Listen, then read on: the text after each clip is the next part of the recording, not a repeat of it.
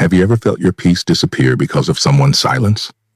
One unanswered message, one cold response, one sudden distance, and suddenly your whole inner world begins to shake. You cannot focus. You replay every word. You wonder what changed, what you did wrong, why they pulled away. Their absence becomes louder than any voice, and without realizing it, you have handed them the keys to your emotional state. This is the hidden power of attachment. It does not always begin dramatically. It begins with connection, with warmth, with a moment that makes you feel seen. But slowly, if you're not careful, your happiness starts depending on their presence. Your confidence starts depending on their approval. Your peace starts depending on whether they choose you, answer you, notice you, or make you feel important. And when another person becomes the source of your peace, they also become the owner of your pain. Stoicism teaches a hard truth. You have power over your mind, not over outside events. You cannot control whether someone stays. You cannot control whether they understand your heart. You cannot control whether they value you the way you hoped they would, but you can control whether their behavior becomes the master of your inner life. You can control whether your worth rises and falls with their attention. Detachment is often misunderstood. People think it means becoming cold, heartless, distant, or emotionally dead. But true detachment is not the rejection of love. It is the rejection of emotional slavery. It does not mean you stop caring. It means you stop losing yourself while caring. It means you can love someone, miss someone, or grieve someone without making them the center of your identity. The danger of attachment is that it quietly blurs the line between love and dependency. Love says, I value you. Dependency says, I cannot be okay unless you choose me. Love gives freely. Dependency begs silently. Love respects the other person's freedom. Dependency becomes terrified of that freedom because it feels like abandonment. And the moment your peace depends entirely on someone else's choices, you are no longer standing in your own strength. Marcus Aurelius would remind himself to return to what was within his command: judgment, action, character, and response. That is where freedom begins. Not in controlling another person's feelings, not in forcing someone to stay, not in chasing explanations from someone who has already shown you distance. Freedom begins when you say, my peace cannot depend on what another person decides to give or withhold. This does not mean the pain is not real. It is real. The silence hurts. The absence hurts. The disappointment hurts. But pain is not proof that you are incomplete. Pain is proof that something inside you became attached to an outcome you could not control. The Stoic path does not ask you to deny the wound. It asks you not to build your identity around it. Think honestly about how much of yourself you have given away. How many times have you changed your mood because of one person's behavior? How many times have you checked your phone, waiting for a sign that you still mattered? How many times have you ignored your own needs just to preserve a connection that was already draining you? These are not small things. They are pieces of your life. Detachment begins when you stop asking, how do I make them choose me? And start asking, why did I give someone this much power over my peace? That question is painful, but it is also the doorway to freedom. Because once you see the pattern, you can begin to break it. You can begin to reclaim the parts of yourself you handed away in the name of love, fear, hope, or loneliness. You are not weak because you became attached. You are human, but you are also not powerless. The same mind that created the emotional chain can begin to loosen it. The same heart that learned to depend can learn to stand again. The same energy you poured into waiting, overthinking, and chasing can be returned to your own growth. So if someone's absence has been controlling your peace, pause, breathe. Do not shame yourself. Do not chase from panic. Do not turn their silence into a verdict on your worth. Return to yourself. Remember that your value existed before they noticed you, and it remains even if they leave. You are not half a person waiting to be completed. You are a whole person learning to stop handing your wholeness to someone else. Detachment is not losing love. It is losing the illusion that you cannot survive without someone's approval, presence, or validation. And once that illusion begins to break, something powerful happens. You start to feel your own soul again.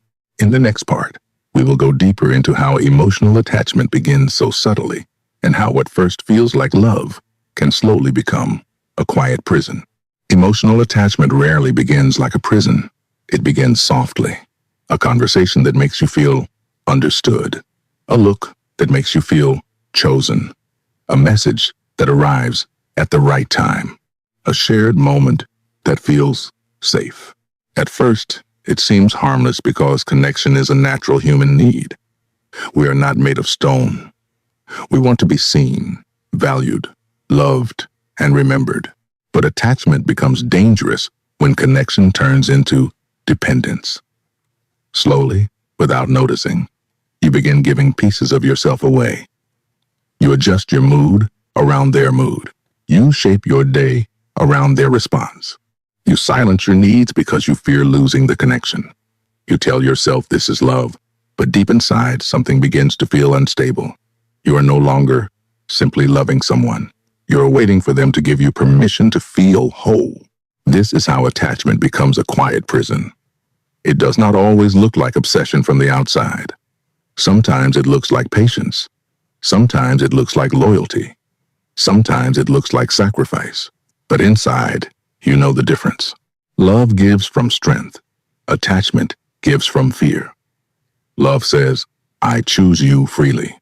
Attachment says, please do not leave, because I do not know who I am without you. The Stoic path asks you to see this clearly. You cannot control another person's presence, affection, attention, or consistency. You cannot force them to value you. You cannot make them become the version of themselves you hope they would be. But you can control whether their inconsistency destroys your inner world. You can control whether their silence becomes your identity. You can control whether their absence becomes the measure of your worth. Detachment begins with one painful but freeing realization. Your peace was never supposed to be rented from another person. If someone answers, you may feel joy. If someone leaves, you may feel grief. These emotions are human, but they must not become your master. Your inner life cannot be built on someone else's unpredictable behavior.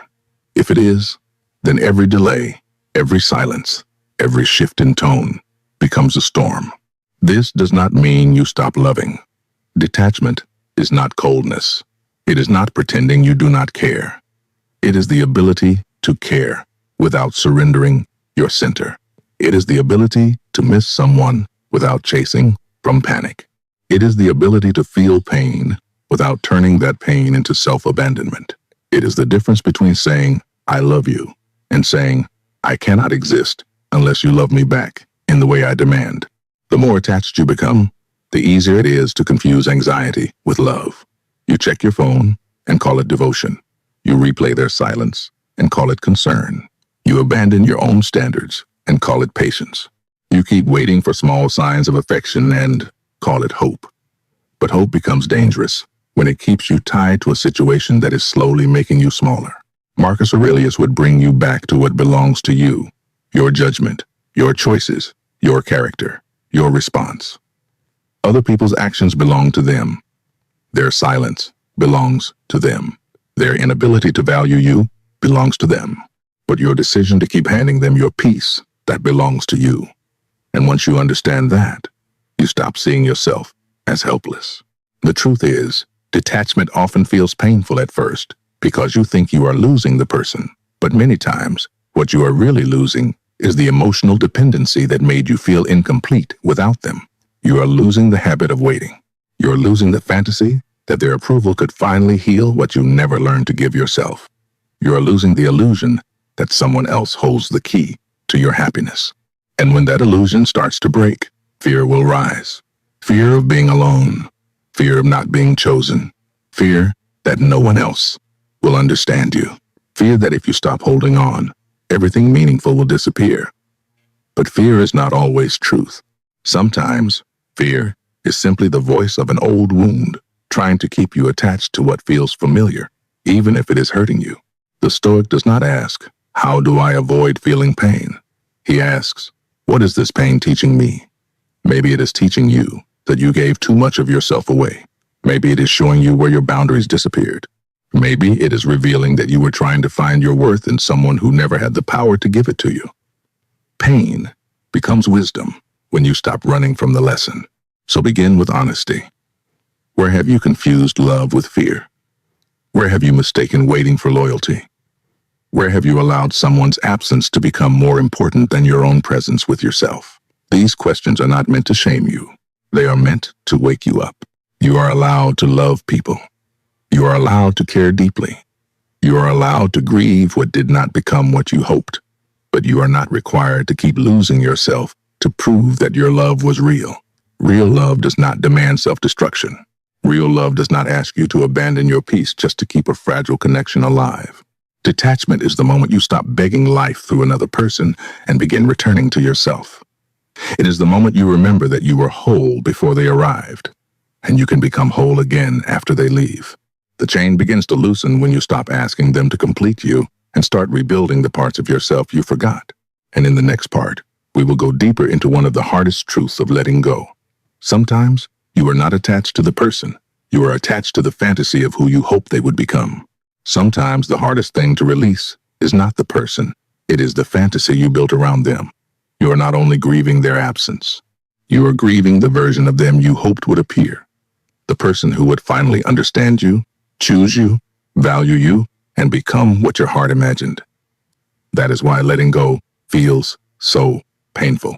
You are not just losing what happened. You are losing what you wished would happen. Attachment becomes powerful when reality and fantasy begin to mix. You see a small sign of care, and your mind turns it into a promise. You remember one beautiful moment, and you use it to excuse months of confusion. You hold on to potential, not behavior. You tell yourself, maybe they will change. Maybe they will realize my worth. Maybe if I love them enough, they will finally become who I need them to be. But love cannot force someone into maturity. This is where many people betray themselves. Not because they are weak, but because they are loyal to an illusion. They keep making excuses for someone who repeatedly shows them the truth. They explain away the silence, the inconsistency, the emotional distance, the lack of respect. Deep inside, they know something is wrong, but the fantasy keeps whispering, wait a little longer. Maybe this time will be different. Stoicism asks you to stop arguing with reality. Reality is not what someone could become one day. Reality is what they consistently choose now. Their actions are the evidence. Their patterns are the evidence. Their silence, their distance, their refusal to meet you with respect. These are not mysteries to solve forever. Sometimes they are answers you do not want to accept.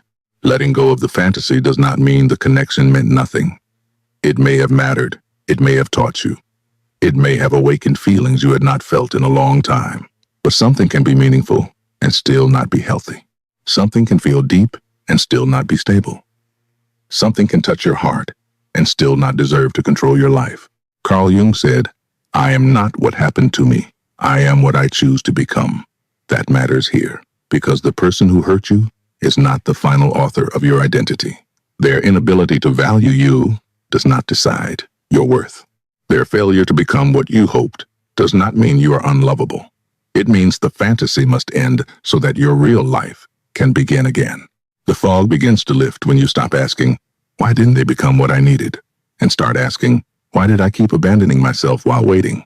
That question may hurt, but it brings clarity. It shows you where you ignored your own standards. It reveals where you silenced your intuition. It helps you see the moments when you chose hope over evidence, fear over self-respect, attachment over peace. This is not about blaming yourself. It is about reclaiming yourself. Blame keeps you stuck. Awareness sets you free. You are not responsible for another person's immaturity, dishonesty, coldness, or inability to love well. But you are responsible for learning why you stayed where your soul was being drained. That responsibility is not punishment. It is power. When you release the fantasy, grief may come. Let it come. You may feel empty at first because your mind had built so much meaning around what could have been. But that emptiness is not proof that you are broken. It is space. Space where illusion used to live. Space where anxiety used to rule. Space where waiting used to consume your energy. And if you do not rush to fill it with another attachment, that space can become the beginning of peace. Real love does not require you to keep shrinking. Real love does not ask you to ignore your own pain just to protect someone else's image. Real love does not make you beg for basic respect. When you finally see this, the fantasy loses power.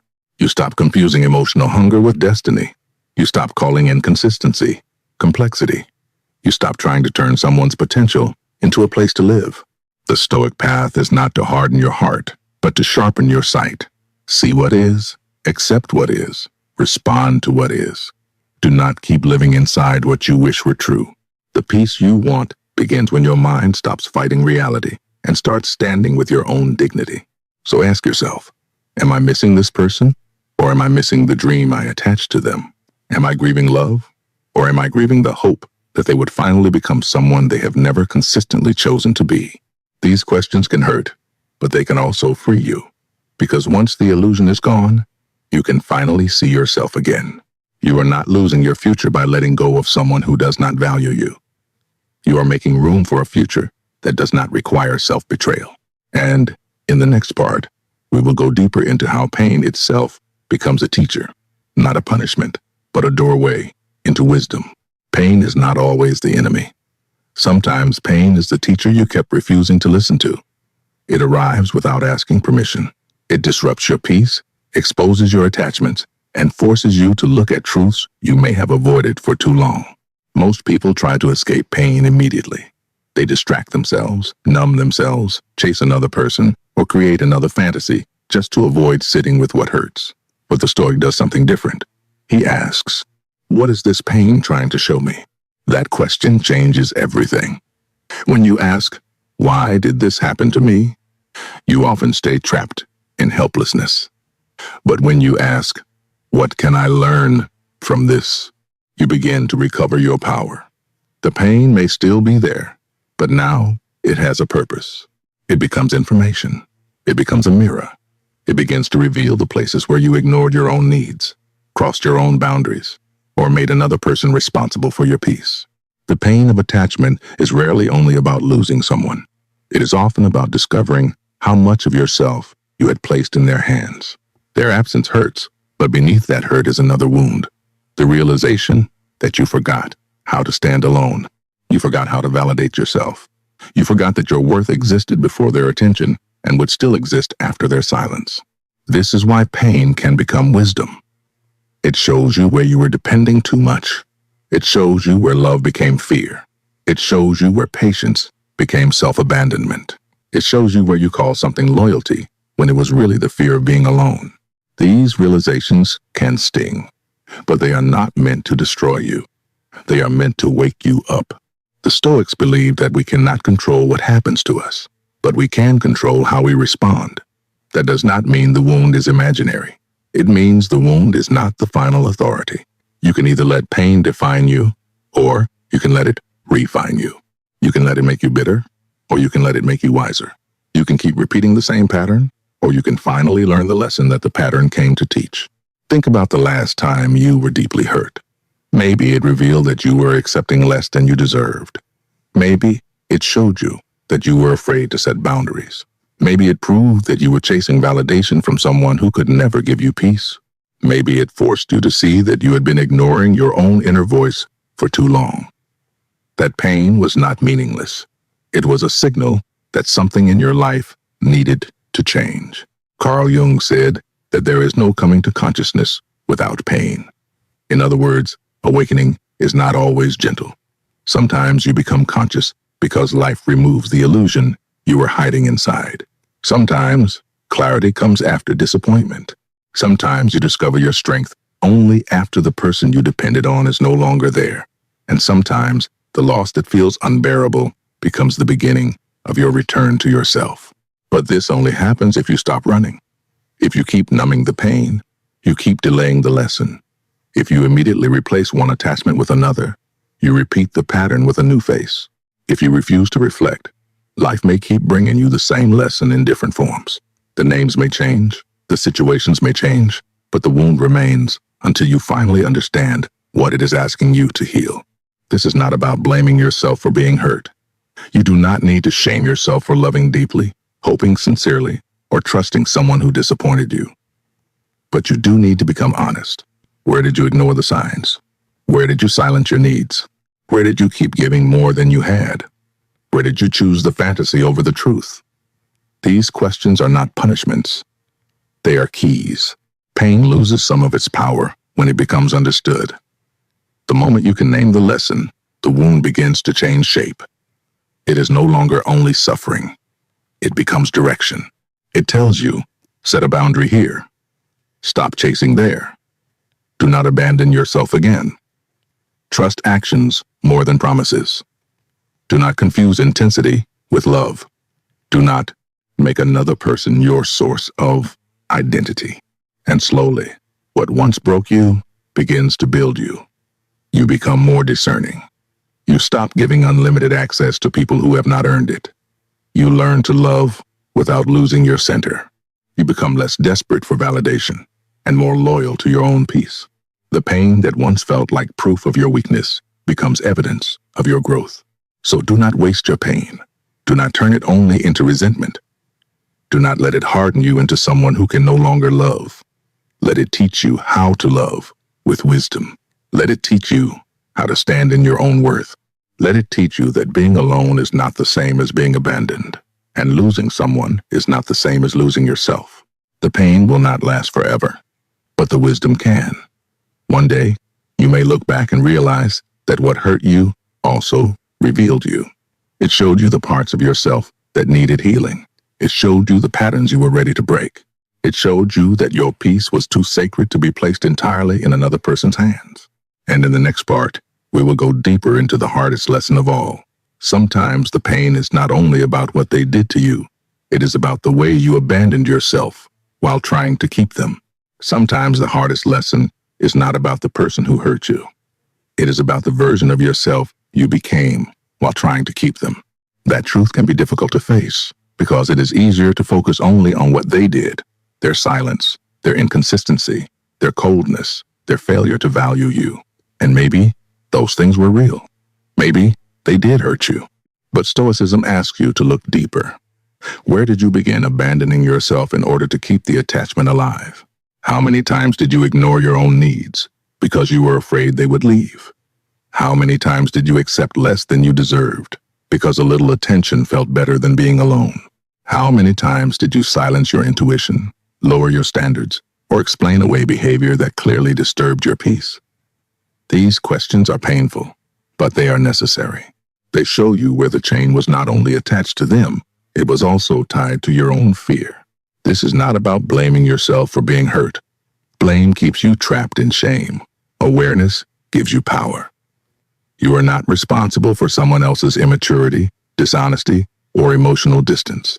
But you are responsible for understanding why you stayed where your soul was shrinking. You are responsible for seeing the part of you that believed love required self-betrayal. Carl Jung said, "The privilege of a lifetime is to become who you truly are. But how can you become who you truly are if you keep shaping yourself around what someone else wants, gives, withholds, or approves? How can you know your own voice if you keep quieting it to protect a fragile connection? How can you build a life of peace if your inner world is constantly being rearranged by another person's behavior?" This is where the real work begins. You stop asking only, "Why did they treat me that way?" and begin asking, "What part of me accepted it for so long?" Not with cruelty, not with self-hatred, but with honesty. Maybe you accepted it because you feared being alone. Maybe you accepted it because you confused intensity with love. Maybe you accepted it because their attention made you feel valuable and their absence made you feel invisible. Once you see the pattern, you can begin to break it. Attachment often survives because it feeds an old wound. A person gives you just enough warmth to awaken hope, then enough distance to trigger fear. And suddenly, you are not only responding to them, you are responding to every old insecurity they touched inside you. You are trying to earn peace from someone who has become a symbol of something much deeper. The need to be chosen, the fear of abandonment, the hunger to finally feel enough. The Stoic path is to bring this pattern into the light. What remains unconscious will continue to direct your life.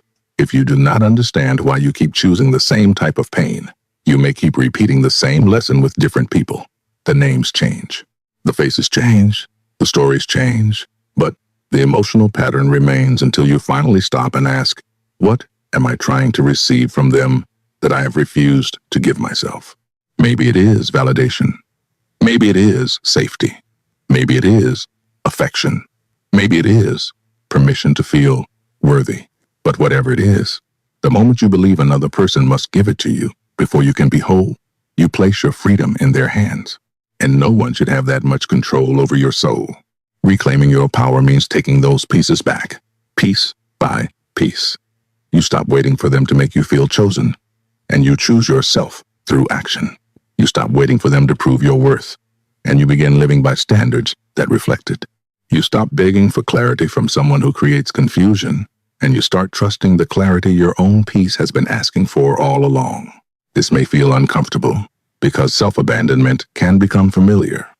You may be used to adjusting, waiting, explaining, forgiving too quickly, and calling it love. But love should not require you to disappear. Love should not make you betray your values. Love should not ask you to live in constant anxiety just to keep a connection alive. If keeping someone means losing yourself, the price is too high. Emotional detachment is not shutting your heart down. It is returning to your own center. It is learning to stand firm in your truth, even when another person does not validate it. It is saying, I can care about you, but I will not abandon myself to keep you.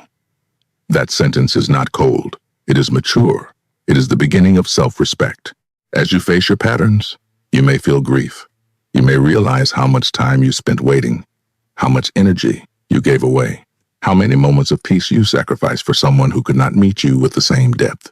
Let that realization humble you, but do not let it destroy you. The purpose of seeing the truth is not to punish yourself. It is to free yourself. Because once you understand your pattern, you are no longer trapped inside it unconsciously. You can choose differently. You can set a standard. You can walk away sooner. You can listen to discomfort before it becomes destruction. You can love without clinging, give without disappearing, and care without placing your worth in someone else's hands. The lesson is not simply, they hurt me. The deeper lesson may be, I must never abandon myself again. And when that lesson settles into your bones, you begin to change. You become less available for confusion, less tolerant of inconsistency, less desperate for validation, more loyal to your own peace. That is where detachment becomes strength. Not because you stopped feeling, but because you stopped betraying yourself for the feeling. And in the next part, we will go deeper into one of the most important tools for protecting that peace: boundaries. Boundaries are not walls built from bitterness. They are lines drawn from self-respect. They are the quiet way you tell yourself, my peace matters. My time matters. My emotional energy matters. Without boundaries, you allow other people to decide how you should feel, how much you should give, when you should respond, and how far they can enter your inner world. Many people fear boundaries because they think boundaries make them selfish. They worry that saying no will disappoint someone, create conflict, or make them seem cold. So they keep giving, keep explaining, keep absorbing, keep tolerating. They call it kindness, but deep down, they are exhausted. Because kindness, without self-respect, slowly becomes self-betrayal. The Stoic path does not ask you to become harsh. It asks you to become clear. You can be compassionate without being available for everything. You can love someone without carrying their chaos. You can listen without allowing another person's emotions to become the ruler of your mind. A boundary does not mean, I do not care. It means, I will not lose myself while caring. Think about the last time someone drained you emotionally. Maybe it was a partner, a friend, a family member, or someone who always needed you, but rarely respected you. At first, you may have believed the problem was only their behavior, but look deeper. The exhaustion also came from the access you allowed. Their mood became your mood. Their silence became your anxiety. Their demands became your guilt. Their instability became your responsibility. That is what happens when boundaries disappear. You stop knowing where you end and where another person begins. You feel guilty for resting. You feel responsible for fixing things that are not yours to fix. You measure your worth by how much you can endure. But endurance is not always virtue. Sometimes endurance is fear, wearing the mask of loyalty. Marcus Aurelius would bring you back to what belongs to you. Your choices, your judgment, your actions, your character. Another person's reactions are not yours to control. Their disappointment is not always proof that you did something wrong. Their anger does not automatically mean you were cruel.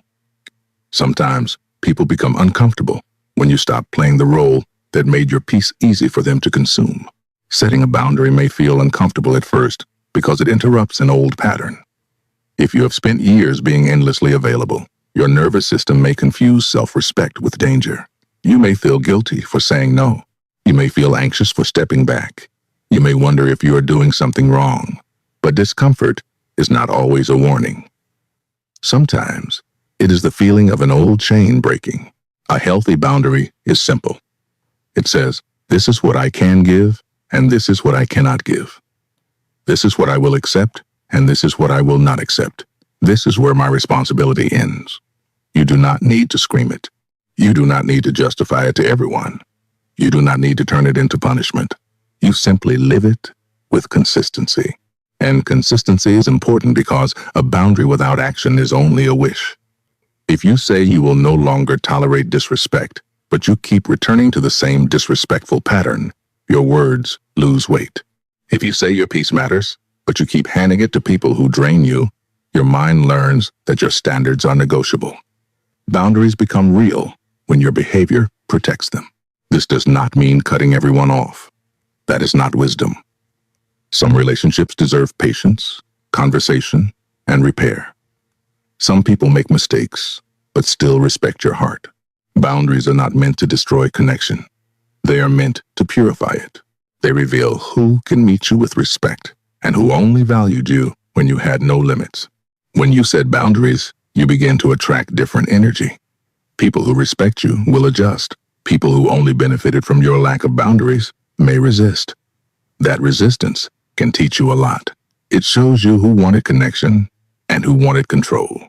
It shows you who honored your peace and who depended on your silence. It shows you where love was real and where access was merely convenient. The more you protect your emotional space, the more you rediscover yourself. You have more energy to think clearly, more strength to pursue your purpose, more peace to give to the people who truly matter. You stop living in constant reaction to someone else's needs, moods, and expectations. You become the keeper of your own inner world. This is not selfishness. It is stewardship. Your life is not an unlimited resource for everyone to spend. Your attention, your affection, your forgiveness, your time, these things have value. If you give them without discernment, you will eventually feel empty.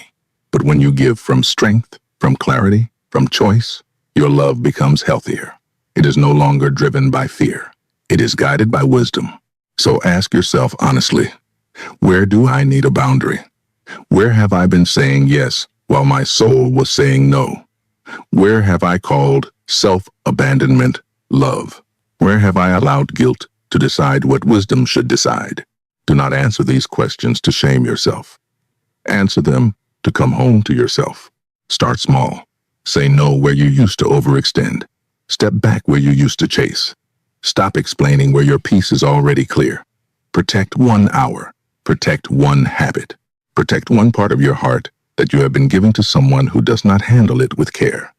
Every boundary you keep is a reminder that you are responsible for the life inside you. Boundaries are the structure that allows peace to survive. Without them, detachment remains only an idea.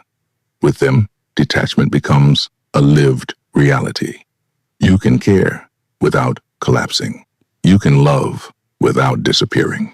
You can remain open without being endlessly available. And in the next part, we will go deeper into the place where this strength is tested and strengthened. Solitude, the silence, where you finally learn that being alone is not the same as being incomplete. Solitude often feels frightening when you have spent too long depending on someone else to make you feel whole. The silence becomes heavy. The empty space feels like loss. You may reach for your phone, replay old memories, or look for another person to fill the place they left behind. But solitude is not always a punishment. Sometimes, solitude is the sacred space where you finally meet yourself again. Many people confuse being alone with being abandoned. They think if no one is constantly choosing them, calling them, validating them, or needing them, then something must be missing. But the Stoic path teaches that your worth does not disappear when another person is absent. Your value is not created by attention, and your identity is not held together by someone else's presence. Solitude reveals this truth slowly. You are still here, even when they are not. At first, that realization may not feel peaceful. It may feel uncomfortable because the noise is gone. There is no one to distract you from your own thoughts, no drama to chase, no emotional storm to manage, no person to make the center of your day. You are left with yourself, your fears, your needs, your regrets, your patterns, your unanswered questions. And this is exactly why solitude becomes powerful. In solitude, you begin to hear your own voice again. You notice what you ignored while trying to keep the attachment alive.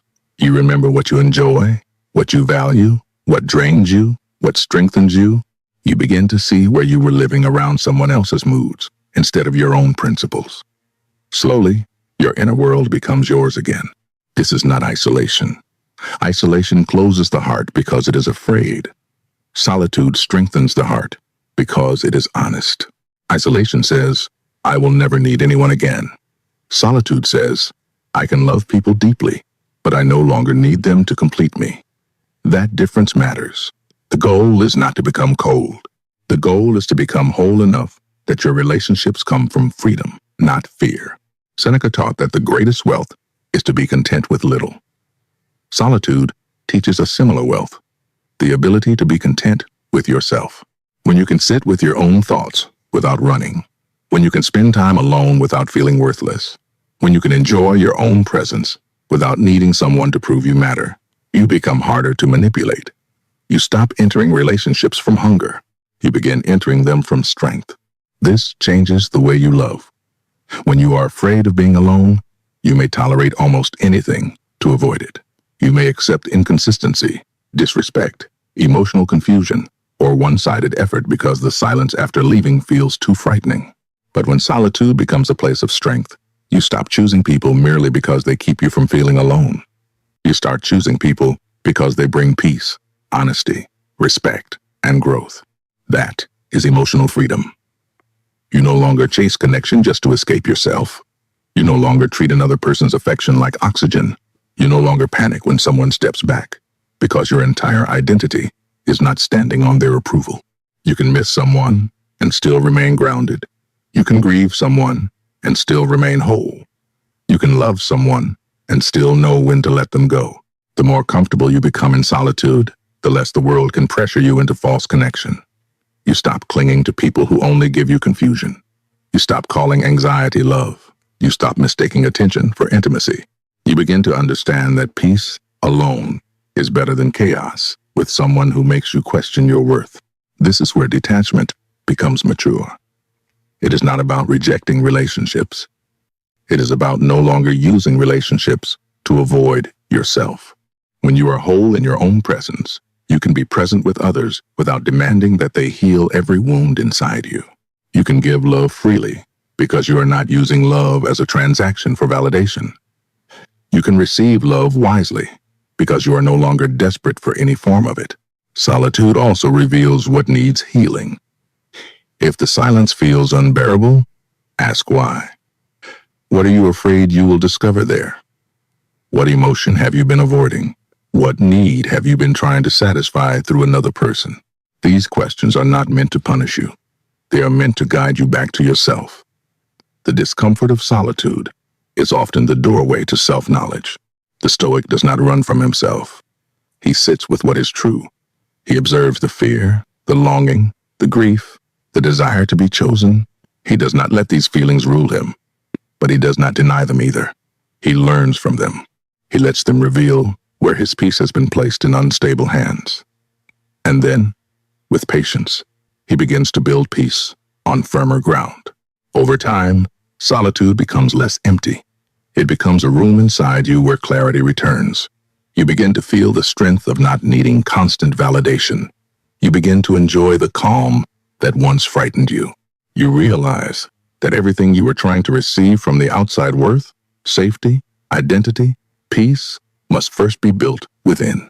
So do not fear the quiet season. Do not rush to replace what left. Do not fill every silence with noise just because your old attachment made stillness feel dangerous. Sit with yourself. Walk with yourself. Rebuild your routines. Return to your body, your work, your values, your faith, your purpose. Let solitude remind you that being alone is not the same as being incomplete. And in the final part, we will bring everything together with one of the deepest truths of detachment. Real closure does not come from the person who hurt you. It comes from the peace you choose to create within yourself. Real closure does not come from the person who hurt you. It comes from the peace you choose to create within yourself. The world will tell you to wait for an apology, an explanation, a final conversation, or the perfect words that will finally make everything feel complete. But if your healing depends on someone else's willingness to speak, then your freedom is still in their hands. This is one of the hardest truths of detachment. You may never receive the answer you wanted. They may never explain why they changed. They may never admit what they did. They may never give you the apology your heart believes it deserves. But that does not mean you must stay trapped. Closure is not something you beg for. Closure is something you build when you decide that your peace can no longer depend on their response. Stoicism teaches that your power lives in what is yours to command, not their words, not their regret, not their timing, not their understanding, your judgment, your actions, your healing, your next step. That is where freedom begins. The moment you stop waiting for someone else to make the past right, you begin taking responsibility for making your present whole. This does not mean the pain did not matter. It mattered. What happened may have changed you, wounded you, or revealed parts of yourself you were not ready to face. But the past does not have the right to own the rest of your life. It shaped you, but it does not have to define you. What defines you now is what you choose to do with the wisdom it left behind. So stop waiting for the person who hurt you to hand you permission to move forward. You do not need their apology to reclaim your dignity. You do not need their explanation to trust what you already know. You do not need their validation to become whole. You can decide, right here, that the chapter is closed because you are no longer willing to live inside it. And once you let go, the real work begins, rebuilding. Detachment is not only about walking away from what drains you. It is about redirecting your energy toward what strengthens you. All the time you spent waiting, overthinking, chasing, explaining, and hoping can now return to your own life. That energy can build your body, your mind, your purpose, your peace, your future. This is where pain becomes power. The love you once gave to someone who did not value it can now become self-respect. The attention you wasted on their silence can now become discipline. The strength you used to hold on can now become the courage to grow. You are not empty because they left. You are finally available to yourself again. Ask yourself, what will I build with this new freedom? Will I keep replaying what happened, or will I create something stronger from it? Will I stay loyal to the wound, or will I become loyal to my growth? Will I keep measuring my worth through someone else's eyes, or will I finally live by my own standards? Marcus Aurelius wrote that we should waste no more time arguing about what a good person should be, but simply be one. In this season, that means becoming someone who no longer abandons himself for attachment, someone who loves with wisdom, someone who sets boundaries without guilt, someone who can be alone without feeling incomplete, someone who no longer confuses anxiety with love or silence with a verdict on his worth. Your future is not waiting in the hands of the person who hurt you. It is waiting in the choices you make now, the routines you rebuild, the standards you protect, the people you allow close, the work you return to, the peace you refuse to sacrifice again. Every small act of self-respect becomes proof that you are not the same person who once begged for clarity from someone who only gave confusion. So take the lesson, but do not carry the chain. Take the wisdom, but release the fantasy. Take the strength, but leave behind the need to be chosen by someone who who could not see your value. You are not here only to survive what happened. You are here to become clearer, wiser, stronger, and more loyal to your own soul. Detachment is not the end of love. It is the beginning of freedom. It is the moment you stop making another person the center of your emotional universe and return to the quiet truth that your peace was always yours to protect. You can love without losing yourself. You can grieve without surrendering your future. You can remember without returning. So, breathe. Release what cannot be controlled. Rebuild what belongs to you. Protect your peace like something sacred. And when the old attachment tries to pull you back, remind yourself, I am not waiting for closure anymore. I am creating it within myself. If this reflection helped you, subscribe for more Stoic wisdom inspired by Marcus Aurelius, Seneca, and Epictetus, and leave this in the comments as a promise to yourself. I release the attachment, and I reclaim my peace.